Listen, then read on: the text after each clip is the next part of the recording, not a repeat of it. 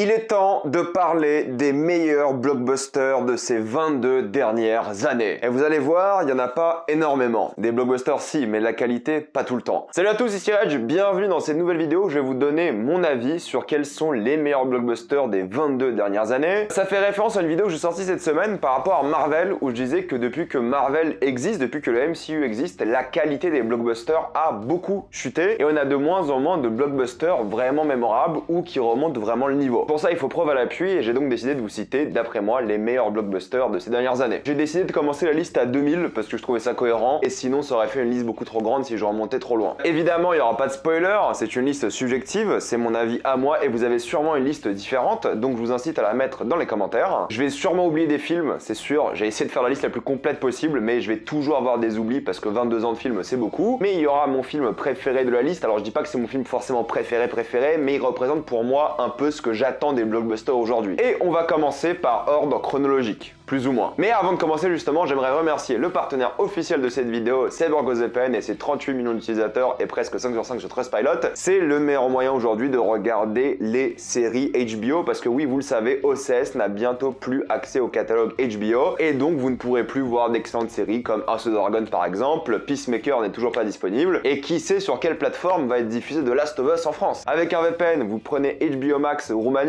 prenez un pays de l'Union Européenne, hein, c'est beaucoup plus simple, surtout pour tout ce qui est carte bancaire et tout, mais voilà, vous prenez HBO Max Roumanie et vous regardez tout le contenu HBO que vous voulez. Rendez-vous compte que la Roumanie a HBO Max et nous, faudra attendre au moins 2024 pour l'avoir. C'est une folie. Profitez-en évidemment et vous débloquez aussi tous les autres catalogues de toutes les autres plateformes de streaming. À cause de la chronologie des médias, la France a l'un des pires catalogues du monde. Vous serez en bien plus grande sécurité que ce soit sur la Wi-Fi de, je sais pas, l'université, de la bibliothèque ou de l'hôtel. Vous pouvez partager un compte avec cette personne différente, c'est évidemment disponible sur tous vos appareils préférés. Vraiment, tout le monde peut l'utiliser. En quelques clics, c'est fait sans aucun souci. Vous êtes satisfait ou remboursé sous 45 jours et vous avez une assistance technique en français 24h7. Utilisez le lien dans la description dans le commentaire épinglé afin de vous abonner à CyberGoZPN et bénéficier de 4 mois gratuits plus 83% de réduction. Foncez sur l'offre. C'est vraiment pas évident de définir ce qu'est un blockbuster aujourd'hui parce que lorsqu'on pense au terme blockbuster, il doit y avoir plusieurs choses qui viennent à l'esprit. Film à gros budget, généralement d'action et qui a pour objectif de rapporter un max de thunes. Normalement, un blockbuster, son objectif, c'est pas de faire 200 millions au box-office mondial, c'est d'aller toucher normalement au moins 400-500 millions quoi. Et le film normalement va avoir une promo de fou, le budget va être élevé, je dirais qu'au moins 100 millions, et c'est généralement l'action quoi, la base de tout ça, ou au moins l'aventure, quelque chose comme ça. Donc c'est dur de dire si des films comme Shrek 2 sont des blockbusters par exemple. Coco, est-ce un blockbuster? District 9, pareil, ça a tout pour être un blockbuster, mais il a coûté que 30 millions entre guillemets. Est-ce que les films Netflix c'est des blockbusters? Tous ces trucs là c'est très difficile de les définir, mais j'ai choisi principalement, je crois, hein, que des films de cinéma. Pour moi c'est difficile d'avoir des blockbusters sur la télé tout simplement, et dans ma liste honnêtement j'en ai pas spécialement trouvé. Peut-être j'en ai raté, mais je me suis vraiment focus sur les cinémas avant tout. Mais pareil, un film comme Everything Everywhere All at Once, est-ce que c'est un blockbuster? Il est fait un peu comme tel hein, en soi, mais il a pas coûté 100 millions, il a à peine rapporté 100 millions, enfin bref, voilà, il y a plein de détails comme ça, où je sais pas trop ce qu'est un blockbuster ou pas, donc la définition est plus ou moins arbitraire. Genre, est-ce que le Loup de Wall Street en soi c'est un blockbuster? Vous voyez ce genre de truc? N'empêche que je commence avec l'un de mes films préférés de tous les temps, c'est évidemment Gladiator, qui est sorti évidemment au tout début des années 2000, hein, qui reste la référence pour les films historiques aujourd'hui. Vraiment, c'est une énorme claque, il n'y a rien à dire là-dessus. Je sais même pas pourquoi je vous parle de Gladiator, vous savez déjà très bien ce que c'est. C'est un film que j'ai vu de nombreuses fois, j'ai revu récemment au ciné-concert, c'était une expérience de fou. Je crois que c'est ma meilleure séance cinéma de ma vie. C'était une énorme claque, vraiment, j'étais tellement scotché par la musique, le ciné-concert et tout, vraiment c'est la folie. Ça brille par la qualité de la mise en scène, par le spectacle, par l'ambiance, par la reconstruction de cet univers. Les acteurs sont fabuleux, un film extrêmement iconique, tu détestes les méchants, vraiment tout est parfait. C'est clairement l'un des plus grands films de tous les temps, l'un des films les plus inspirants de tous les temps. Il est marquant, il est intelligent, il est fort, il est poignant, il est émouvant et rien à dire. C'est un véritable chef-d'œuvre et quand tu commences le siècle comme ça, tu te dis putain quel siècle. Tu commences même le millénaire, plus que le siècle avec Gladiator, ça rend vraiment bien. Celui-ci j'ai hésité beaucoup à le mettre sur justement mon film préféré de tous les temps évidemment, mais c'est la trilogie Le Seigneur des Anneaux. Je l'ai pas choisi parce que vous allez voir à la fin, je vous dirai pas tout de suite ce que c'est mon film préféré de la liste, mais la trilogie Seigneur des Anneaux c'est évidemment la plus grande trilogie d'après moi de l'histoire du cinéma. C'est le mélange parfait entre justement le blockbuster et le le film d'auteur, je trouve. Il y a ce côté aventure que très peu de films ont réussi à faire. C'est le côté odyssée sur une douzaine d'heures de batailles épiques, parmi les plus grandes batailles de l'histoire du cinéma aussi. C'est clairement une référence sur tous les niveaux. Le film, surtout le dernier, qui a gagné le plus d'Oscars à égalité. D'un point de vue technique, d'un point de vue de mise en scène, vraiment c'est un film absolument incroyable, surtout le dernier qui est mon préféré des trois. C'est une gigantesque claque honnêtement. Bon, je vais pas m'étaler sur ces films-là parce que vous les connaissez si bien, et tout le monde est d'accord pour dire que c'est parmi les plus grands blockbusters de ces décennies-là. Petite pause super-héros parce qu'il y en a quand même quelques-uns qui sont vachement bien, mine de rien, faut l'admettre. Et au début des années 2000, c'est surtout les deux films de super-héros qui ont marqué, on va dire,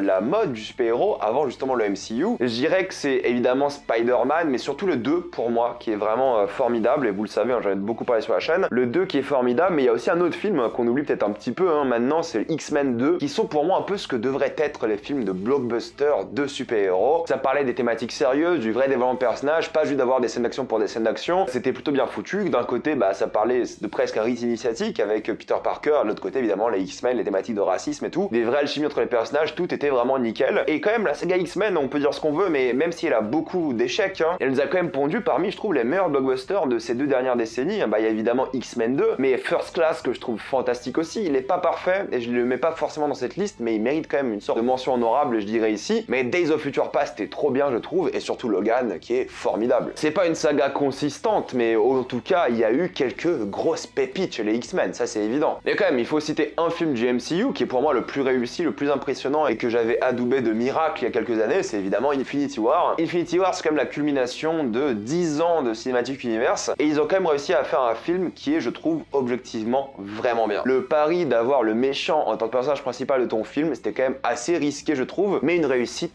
totale. Ça fait pour moi de Thanos l'un des plus grands méchants de l'histoire du cinéma sans aucune hésitation, et c'était un film qui avait vraiment, je trouve, tout réussi quoi. C'était la claque Marvel, et c'est fou qu'après 10 ans d'attente, tellement de choses qui auraient pu déconner, que le film soit aussi bien. C'est un miracle d'avoir réussi à réunir tous ces personnages, d'avoir réussi à réunir une intrigue qui colle vraiment, et d'avoir fait un truc aussi bien. Vraiment, le film est trop cool. Il est pas parfait, mais pour moi, si les Marvel avaient tous cette qualité-là, on serait très heureux. Il y a plein d'autres Marvel que j'aime bien, qui sont pour moi de bonnes mentions honorables, que ce soit Ragnarok ou les Éternels, mais c'est celui-ci pour moi qui est vraiment le fer de lance du MCU, et ça sera dur d'égaler ce niveau. On verra et on l'espère, mais là, il était vraiment nickel. Et si on continue avec les films de super-héros, il y en a un qui est quand même assez culte aussi, de l'animation, c'est Into the Spider-Verse. Vous savez ce que j'en pense, je pense que c'est un véritable chef-d'œuvre d'animation, je pense que c'est un des plus grands films d'animation de tous les temps, je pense que c'est une vraie réussite. Est-ce que c'est un blockbuster? Moi j'aurais tendance à dire oui, mais pour moi voilà, c'est une gigantesque claque, ça met tout le monde d'accord, rien à dire, c'est brillant, c'est inventif, c'est créatif, c'est parfait quoi. C'est un film qui est tellement bon, tellement fort, tellement mémorable. Et peut-être l'un des mal aimés aussi de la liste, c'est The Suicide Squad, qui je trouve extrêmement marquant par sa mise en scène, je l'ai revu et je l'ai beaucoup plus aimé. C'est drôle, c'est marquant, beaucoup de personnages super efficaces. Non, je vais pas m'étaler dessus pendant longtemps parce que c'est un film que je trouve vraiment formidable, et si vous l'avez pas aimé au cinéma, franchement redonnez-lui une chance et vous allez voir qu'en fait en termes de mise en scène, ça explose la très grande majorité des blockbusters aujourd'hui. Vraiment, pour le coup, je trouve que celui-ci est clairement sous-coté, que ce soit en termes de succès, au box-office et tout, mais en termes critiques aussi, je le trouve sous-coté. Mais pour moi quand même, s'il y a un chef des films de super-héros de tous les temps, même pas forcément des 2 dernières décennies, c'est évidemment The Dark Knight, qui est évidemment le film de super-héros all-time. Je sais pas si un jour on va réussir à égaler ce film, vous savez très bien ce que je pense du film, vous connaissez très bien mon avis dessus, je vais pas m'étaler là-dessus, c'est pour moi le plus grand film de super-héros de tous les temps, et l'un des plus grands blockbusters évidemment de tous les temps. Et je dirais même l'un des plus grands films de l'histoire du cinéma aussi, si je puis me permettre. Mais j'aurais pu choisir plein d'autres films, du monsieur, du bonhomme, il y a évidemment Inception, Interstellar, qui sont de très bons blockbusters d'après moi, mais j'ai quand même choisi The Dark Knight, parce que pour moi ça reste de loin le meilleur film du bonhomme. Du bonhomme, comme si Nolan c'était mon pote. Il y a quand même une saga qui a marqué les années 2000, tout de même, faut le noter, même si moi je suis pas fan de cette saga, c'est la saga Harry Potter, et il y en a un qui me plaît beaucoup, c'est le 3e, que je considère vraiment brillant aussi. Je trouve que c'est un excellent blockbuster, je trouve que c'est un excellent film. Tout le reste de la saga, moi, m'a pas plus intéressé que ça, j'ai toujours trouvé les films, enfin mis à part les 3 premiers et le dernier, le reste de la saga m'a honnêtement pas trop intéressé. Je comprends pourquoi les gens aiment, mais moi le reste, vraiment...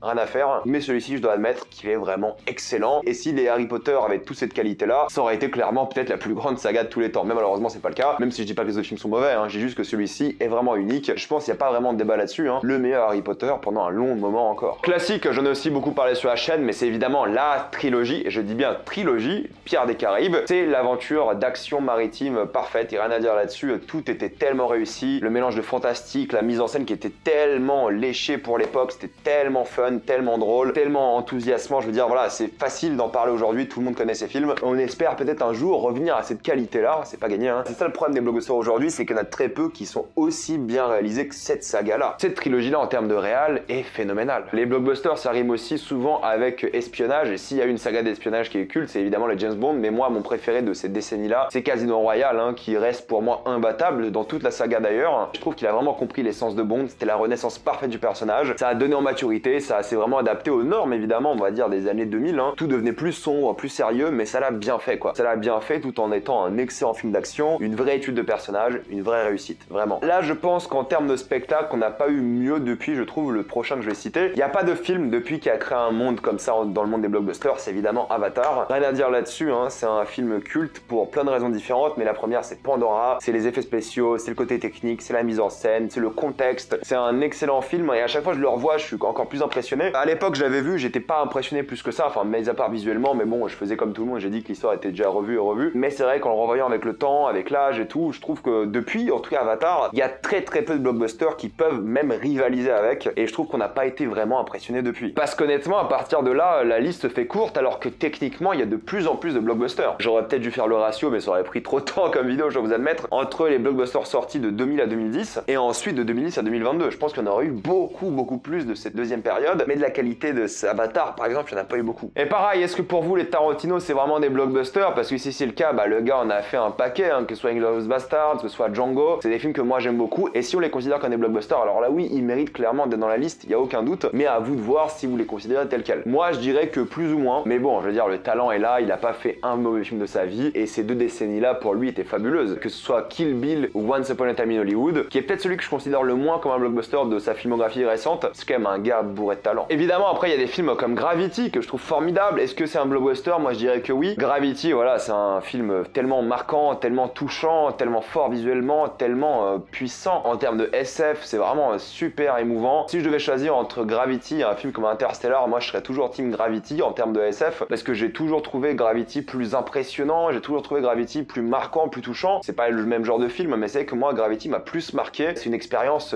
cinématographique pure quoi. C'est juste pour ça peut-être qu'on peut le considérer comme un blockbuster, déjà qu'il a coûté 100 millions de dollars, mais surtout voilà, c'est un film qui se voit au cinéma. C'est pas le genre de film qui vous marque haute parc au cinéma. C'est vraiment l'ambiance, je me rappelle de la 3D à l'époque et tout, c'était waouh, une folie quoi. Et c'est justement ce qu'on aime dans ce genre de film, ce genre de grand spectacle. Et en termes de grand spectacle, peut-être le film que vous avez le moins cité sur les réseaux, parce que je vous ai demandé aussi sur les réseaux, c'est Pacific Rim. Mais Pacific Rim pour moi, c'est le blockbuster parfait de con. Genre en mode, pas de con les personnes, hein, mais genre tu dis ok, des robots géants qui tapent des dinosaures, let's go. Et ce qu'il a fait, évidemment, Guillermo del Toro là, est phénoménal. C'est pour moi, c'est ça ce que devrait être des blockbusters en fait. Quand tu veux t'éclater avec un concept vraiment délirant, fais-le bien quoi. Mets-le bien en scène, fais un bon scénario utile et fais ça quoi. Et bah ouais, Pacific Rim, c'est excellent, il y a rien à dire, c'est vraiment excellent. Celui-ci a aussi pas mal été oublié, je trouve, de la liste, mais moi qui m'a beaucoup marqué au fur et à mesure, et je l'ai revu, je l'ai trouvé meilleur, c'est Edge of Tomorrow. Formidable au final. Il y a quelques soucis, il y a quelques petits problèmes et tout, il est peut-être un peu trop long et plein d'autres petits défauts, mais bordel, en termes de film mémorable, celui-ci est quand même assez fort et il a redéfini en fait pour moi ce qui est un peu l'action de blockbuster quoi. Concept qui a été refait plein de fois depuis, mais putain, qui marchait bien à l'époque, c'était fou. À l'époque, 2014, hein, je crois, Edge of Tomorrow, mais que c'était divertissant, que c'était fun, et c'est ça que j'appelle un bon blockbuster, qui mélange parfaitement ce côté un peu, je dirais pas forcément intellectuel, mais qui prend pas le spectateur pour un con, qui raconte quelque chose et qui sait t'amuser quoi. C'est ça qu'on veut dans un blockbuster, bordel. Celle-ci, c'est une trilogie qui est toujours en train de continuer, bientôt une quadrologie d'ailleurs, c'est la saga John Wick. Rien à dire, John Wick, c'est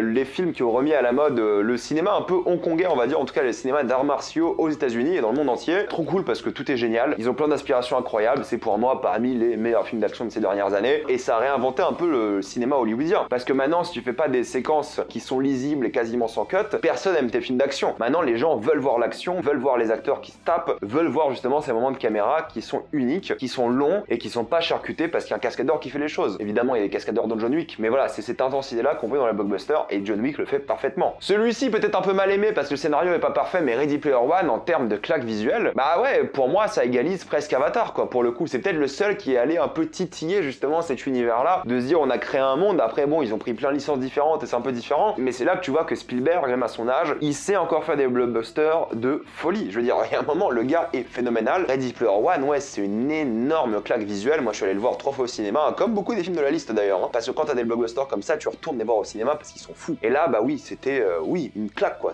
J'étais scotché, il y a rien à dire, c'était incroyable. Mais clairement mal aimé comme film, alors qu'en vrai, il est exceptionnel quoi. En termes termes de visuel, en termes de mise en scène. Il pêche un peu au scénario à certains moments, mais globalement, c'est une énorme claque, quoi. C'est un rêve d'enfant le truc, mais il est fabuleux. La planète des singes, alors qui pensait qu'on allait pleurer pour des macaques? Évidemment, je sais que c'est pas des macaques, mais des chimpanzés, mais juste pour vous dire qu'ils ont fait quand même d'une saga avec des singes, ils ont renouvelé cette saga en faisant l'un des trucs les plus touchants, les plus marquants, avec une métaphore sur l'Holocauste. Enfin, il y a un moment, waouh, ça ne s'arrête jamais avec la planète des singes, une trilogie exceptionnelle. J'ai hâte de voir le prochain pour le coup. Si c'est la qualité de ce qu'on a vu là, le troisième est tellement blessant émotionnellement, il est tellement dur que tu peux pas détester, quoi. Pour moi, c'est une véritable claque et j'ai adoré chaque instant de cette trilogie et oui, elle est exceptionnelle, quoi. Exceptionnelle, bordel. Peut-être le blockbuster le moins d'action de la liste, c'est Blade Runner 2048 et pareil, est-ce que je mets Dune dans la liste? Bah oui, je pense aussi, tant qu'on y est, hein. Des films léchés, pointilleux, il y a rien à dire dessus. Denis Villeneuve est un artiste hors pair et c'est des films ultra marquants et ces deux-là, pour moi, sont des vrais chefs-d'œuvre. On les oublie peut-être un peu quand on parle de blockbuster parce que c'est pas forcément des films d'action, mais quand même, en termes de design, en termes de mise en scène, en termes de scénario, waouh. Rien à dire, c'est évidemment exceptionnel, vraiment. Là, pareil, Mission Impossible 6 avec notre fameux Tom Cruise national, hein, qui est exceptionnel aussi. Je le dis souvent ce mot dans ces vidéos, mais c'est le but. Le gars a créé une saga de fou et pour moi, le 6e Mission Impossible est